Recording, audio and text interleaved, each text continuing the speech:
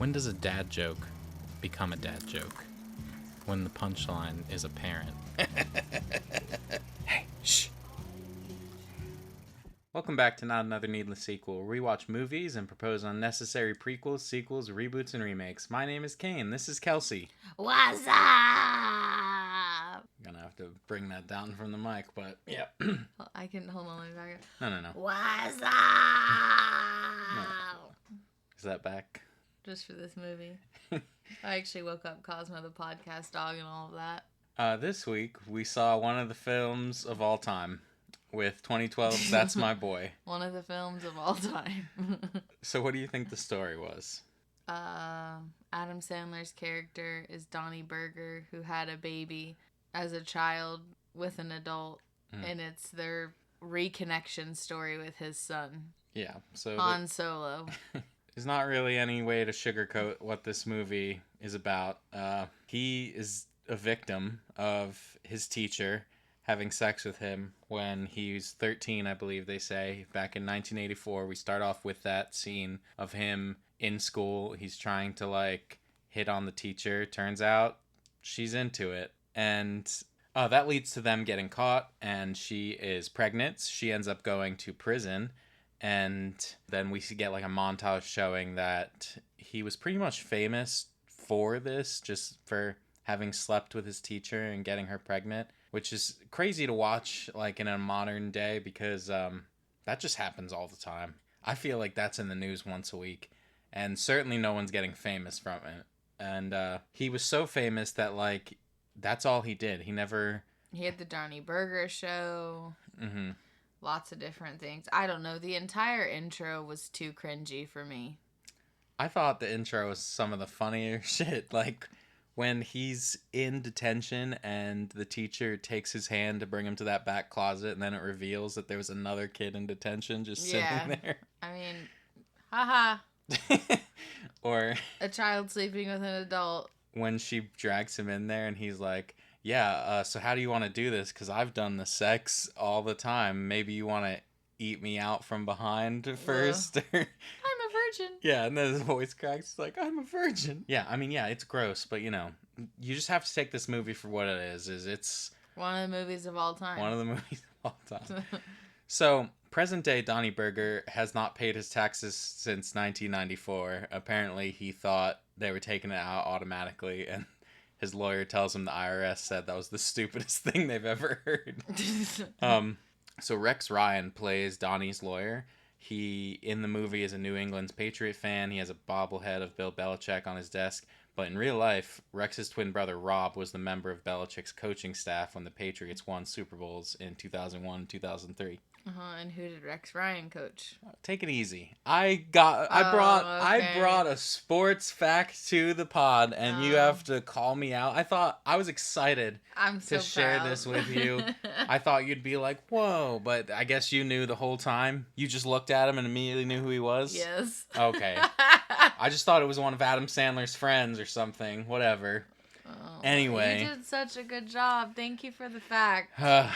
He needs a large sum of money. He goes to this reality show guy, or a talk show guy, and asks him, will he put him on a segment? And the guy's like, no, unless you get a reunion between your son, Han Solo, and you and Mrs. McGarrigle, his teacher. Yeah, Mary McGarrigle. Mary. He wants them to all have a reunion at the woman's prison because he has not seen his son in a long time. Yeah, Todd left the house and they haven't spoken. Yeah, so that too.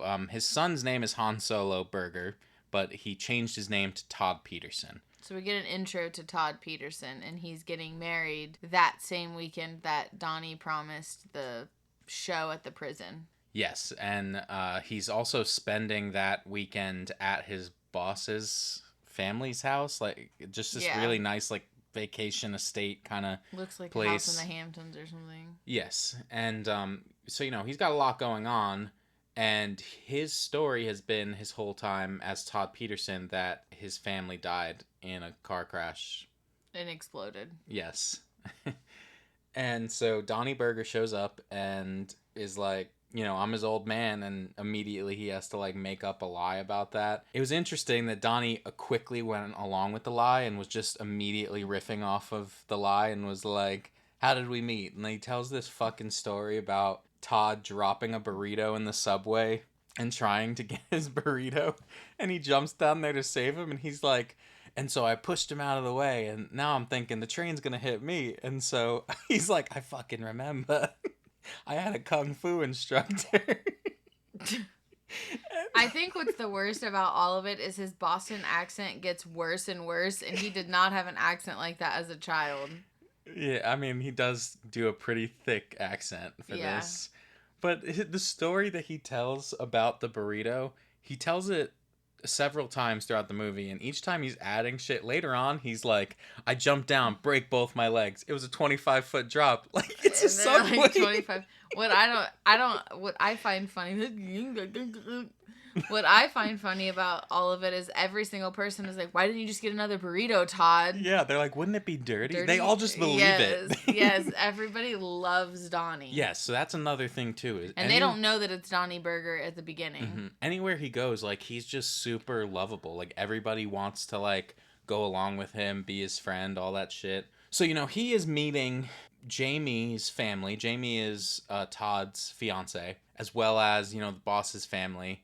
And, again, they all love him, but Todd is super, like, distressed by Donnie being there because he hasn't seen him in so long. He's like, I don't like you. Like, I don't want you here. And obviously, Donnie's there to get money, but, like, he can't say that because one of the first things Todd says is, oh, you found out I was doing well and you want money? And so he's like, no, I don't want money. And, he's like, your mother's very sick. Yeah, he immediately makes up this lie, like, we gotta go visit her at the prison, which is a little scummy. Donnie spends a lot of his time there just trying to be a father. He, like, quickly, I think, kind of internally has this, like, change of heart and forgets about the Randall Morgan show. That's what it was called, the reality show he's supposed to be doing, or talk show. And he is doing everything to try and, like, reconnect with Todd. But obviously every other word out of Todd's mouth is like, I'm fucked up about this because of this, and you did this to me. And a lot of the things he's saying, it doesn't sound like Donnie was, like, a bad father. It's just he was 13. A kid. Yeah. Yeah. Like, one time he says, like, oh, you didn't pick me up, and, like, I was left at school, and I shit my pants. And he's like, well, I had detention. At which, obviously this situation wouldn't exist in the real world, but that wasn't his fault. Okay, I mean, that, you know what I mean. No, I get it. It's, yeah, they were both kids, and then he's like, I was 400 pounds as an 8-year-old. You just let me eat cake for breakfast. He's like, well, that's what you asked for. Yeah. And he's like, that's not what you're supposed to tell me, no. And then he got a New Kids on the Block tattoo when he was like 12, and now all of them look like blown up caricatures on his back because his body grew, but the tattoo isn't proportioned to an adult body. Yeah. I mean, just a bunch of shit that's like, again, I don't feel like he was an absent father, a bad father. Like, it was just mistakes were made. He was a child. Yeah. I did want to say that, in the meeting of all these people that are here, one of the people that they meet is Todd's boss's mother, Grandma Dolores. She's one of the nastier people in this movie, but that was Peggy Stewart's final film. That's the woman that played her, like, before she passed in 2019.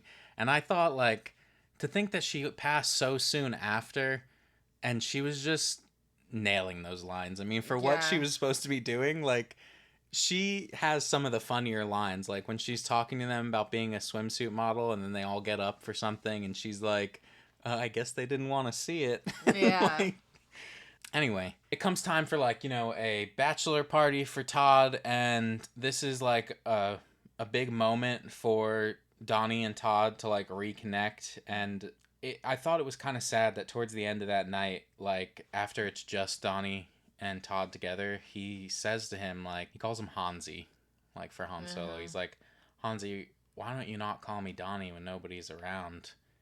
Like, I'm trying to see, like, why don't you call me Dad? And Todd's like, I don't know, I'm not sure I'm ready for that.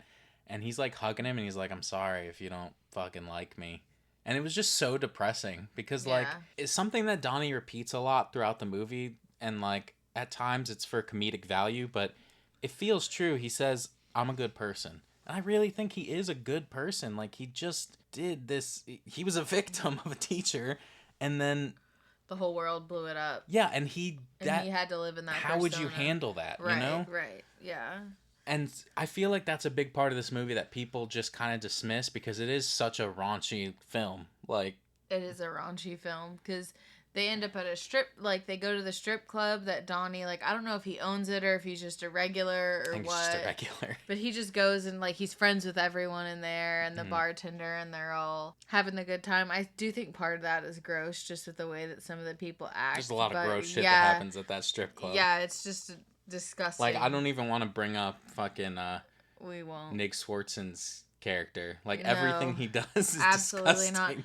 Yeah, I find that to be horrifying. We haven't talked about Chad, who is Jamie's brother. So Todd's gonna be brother-in-law. Yeah, and Chad's just, he shows up and he's supposed to be this military guy, and he's very much like, you know, he shows up and he shakes his father's hand. Good to see you, sir. Like, shit like that. You know, he doesn't hug his own father. He's fucking salutes his father. And when Todd, like, salutes him back, he's like, I'd prefer if you took your hand away from your head and shook my hand like the civilian that you are. Yeah. Like, that's the kind of guy. They wrestle, and he takes off all of his clothes and just gets in his underwear. Yeah. And, and Chad hates everything Todd/Han Solo does. But he loves Donnie. Donnie and everyone else. Like, when Donnie shows up, he salutes him, and Todd's like, oh no, like, don't do that. Yeah. And Chad stands up and salutes him back. Yeah. Yeah. But yeah, so... after they get back from the strip club, the old lady, what's her name? Grandma Dolores comes out. Donnie has been masturbating to a photo of her as a model wearing a swimsuit back in the day and as an old lady. Yeah, and side by side. And she comes out dressed in the swimsuit that she wore back in the day, and they have sex. Yeah. Anyway, because of the night that they have at that bachelor party, Todd has this, like, change of heart on Donnie, and he decides he's going to go to see his mom in prison. But he doesn't tell Donnie until he's already on the way there. And that's a big problem because Donnie's already decided, like, he already told him actually the night before, like, oh, hey, they canceled that. Like, covering up his lie he already made because he doesn't want to do it anymore. He's just going to go to prison because he just wants to have this relationship with his son. But he can't catch him in time. Todd gets to the prison and... he's trying to, like, beg him to leave before, of course, the Randall Morgan show people show up. But then Mrs. McGarrigle comes walking down to talk to them at the prison. And she's obviously older now, played by Susan Sarandon now. Yeah. And Susan Sarandon is the real-life mother of Eva Amori, who played the younger Mrs. McGarrigle. What? Yeah, that's her real daughter. That's wild. They do, like, now that you say that, you can see there isn't. Yeah, they do.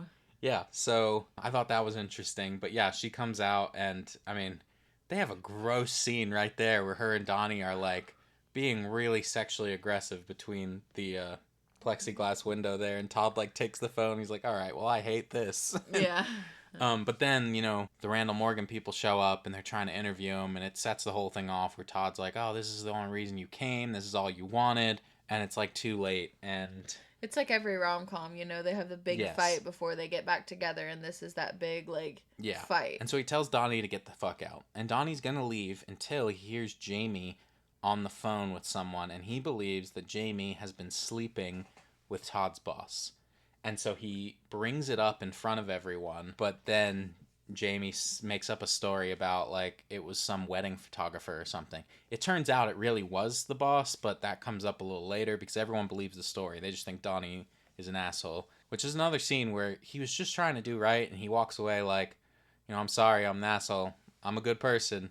Like, and it's just sad. He does decide to follow Jamie after that. Yes. Because Jamie's been bossing Todd around this entire time, and Donnie doesn't like the way that she treats Todd.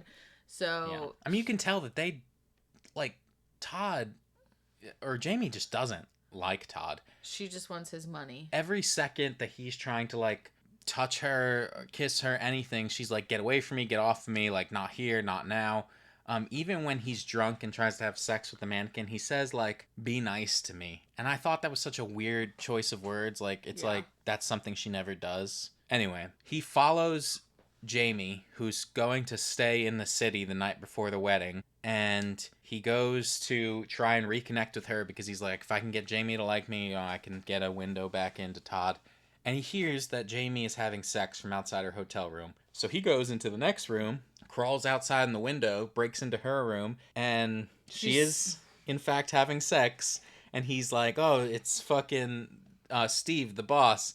And It's her brother. yeah, lo and behold, it's Chad, her brother. Oh my It's god. so gross. Yeah, and I did want to say about the hotel thing, it made me laugh when he first shows up to the hotel. He has to figure out what room Jamie's in. He walks up to the front desk and he says, "Hi, I'm Todd Peterson."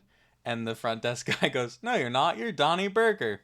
And he just steps to the next guy over and goes, "Hi, I'm Todd Peterson." The guy's like, "Hello, Mr. Peterson." Yeah. And he answers his question, and then the reception guy's talking to the other guy, and he's like, "Hey, when Donnie Berger comes in here with a fake name, you fucking go along with it." Anyway. It's so good. So now he knows this disgusting information. He takes a picture. He's going to tell Todd. Jamie offers him the money he needs. And that's probably the only other bad thing he does. It seems like he does consider taking the money.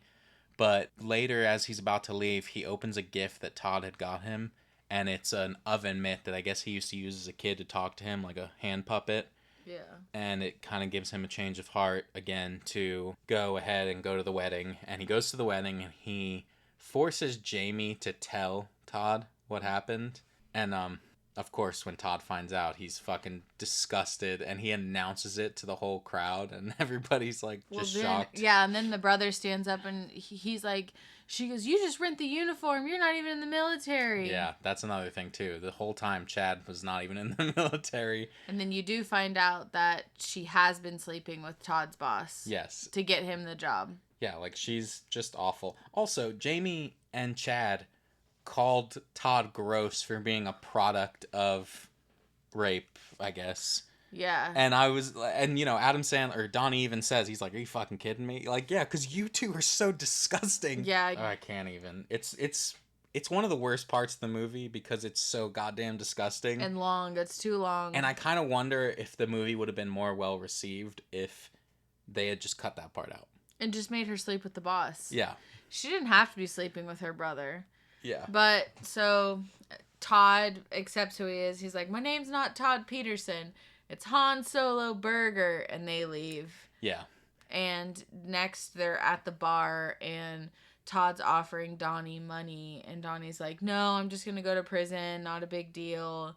And then he put $20 on this very large individual to win a marathon. Yeah. And the dude ends up winning the marathon, so he doesn't have to go to prison because he won the money he needed gambling. It's so crazy. They planted that little seed in the beginning of the movie when his lawyer offers that to him. He's like, "Hey, you should bet on this guy. I really think he's gonna win."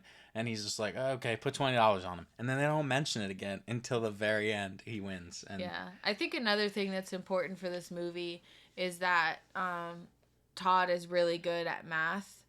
Yeah. And because he's a finance guy, and Donnie is also good at math, and everyone just thinks he's an idiot. And he's like, "Your mom's a math teacher. Where'd you think you got it from?" Yeah, whenever they say something about how many days happened over all these years. And he's like, "Forget a leap year?" Yeah, leap year, motherfucker. Yeah, that's what he says. And then they do math together, and it's like, "What's this times this?" And they're both like 8,461. Like, they say the same things. But overall, you're going to judge me probably, but I gave this movie a 3.5 because though it's got some nasty jokes in it, and though people say this is Adam Sandler's worst movie, I think... It's not worse than Jack and Jill. I think that at the core of it, this estranged father and son story is really good and pretty sad. Oh, I guess I need my last two bits of trivia there too. So Donnie Berger is actually based on Uncle Donnie from Adam Sandler's 1999 comedy album Stan and Judy's Kid, with the skit The Psychotic Legend of Uncle Donnie. And then, according to Andy Samberg on Conan, Adam Sandler showed up dressed as Donnie Berger to Andy Samberg's wedding and was the character. Which I thought was so pretty good. Crazy. He said, like, he was worried that if he invited Adam Sandler, everybody's going to be, like, up his ass and bothering him. And he was like, it's quite the opposite. He showed up like that. And people are probably like, "I'm not talking to him." I gave it a 2. Oh, that's not horrible. It was slightly less than 50% on account of all the rape and incest. Okay, yeah. It's hard to look past that, I suppose. Yeah, so, but other than that, it was alright. Okay, so for the game, I'm going to present you with 5 different Adam Sandler characters. We're going to talk about how do you think they would handle the situation of this movie. Now, it very well could be that they would never even get in this situation, if that's your answer. Okay, so number 1, Bobby Boucher. He would never be in that situation. If his teacher had come on to him as a kid, he would have been like, "Girls are the devil." Yeah, my mama says. My mama says. It never would have happened. You're right. Now, just for fun, I guess, in the off chance that he did have a kid, I think he would have never got disconnected from him. No, I think he would have been such like an. They would have been matching Waterboy outfits. Yeah. 2 is Dracula from Hotel Transylvania. He's a mushy guy. He would definitely want to take care of it and make sure it's like a little vampire. He hated humans, so I don't think he would have had the kid either. But as another vampire. I guess Don't you have to go to vampire school? I don't know. I don't think they covered that in the movies. I'm just saying. Okay, Zohan. I think he would have slept with his teacher. Oh, 1,000,000,000%. Way more than Donnie Berger would have. But I can't imagine him having a bad relationship with his kid either. Maybe in the beginning he would. What if his kid didn't want to be a spy agent / hairdresser? Okay, I see what you're saying. Longfellow Deeds. I don't think he would have slept with the teacher. He's too good of a person, right? He's just like, yeah. He wouldn't just been like, that's not okay. I agree. And then of course the off chance that he did, he was so nice. He would never lose touch with his son. And then Nicky from Little Nicky. Okay, Little Nicky's like a 5-year-old child. There's no way. He's not he's a I understand, but he acts like a 5-year-old child. There's no way. Because how would he have talked?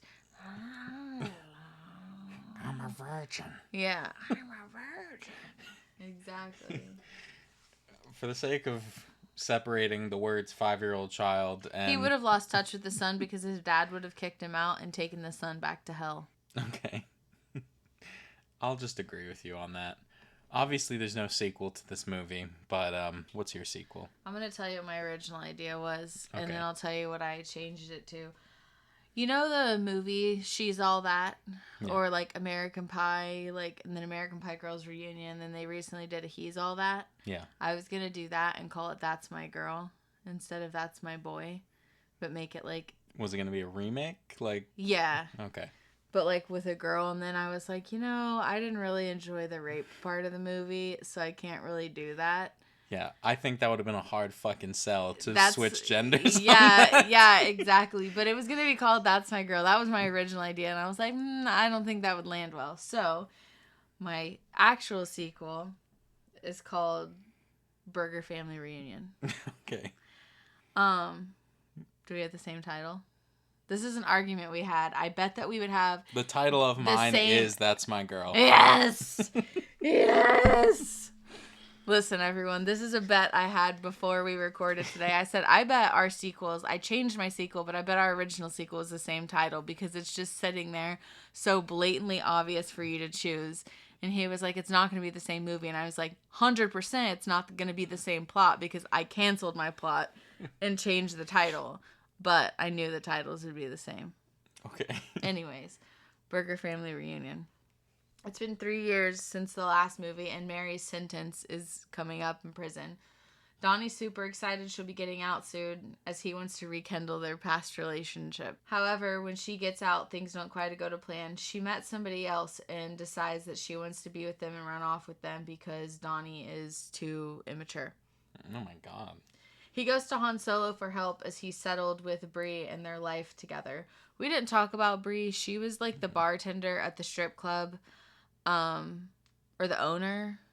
She was the daughter of a stripper there. And she was the daughter of the stripper and worked as bartender. But yeah, she ended up with Todd. They got together at the end. Anyways, so it's been 3 years. So Han Solo and Bree are settled in their life together, and Donnie wants help from Todd, Han, to get his shit together.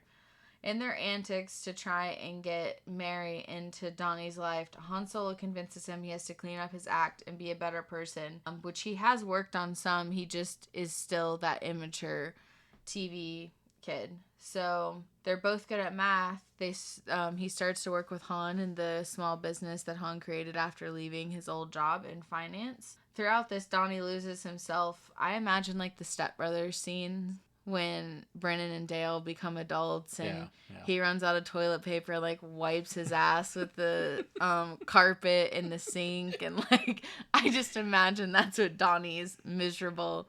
He's become miserable, you know, always wearing a suit to work, doing all of these things, okay? So he loses himself, and while Mary is starting to show interest, he decides that it's not worth it and he has to be more of himself. Han is upset about this, and so is Mary, because Mary just wanted him to grow up and be with him, and now she doesn't feel like that. Donnie, I think that's a big, like, fight turning point in the movie, you know. Han is mad at him. I think, you know, Bree and Han could get in a fight about, you know, something and blah, blah, blah. Maybe something. Anyways. Donnie figures out there's a way to be himself and an adult without losing everything. He devises a plan to get both Han and Mary back.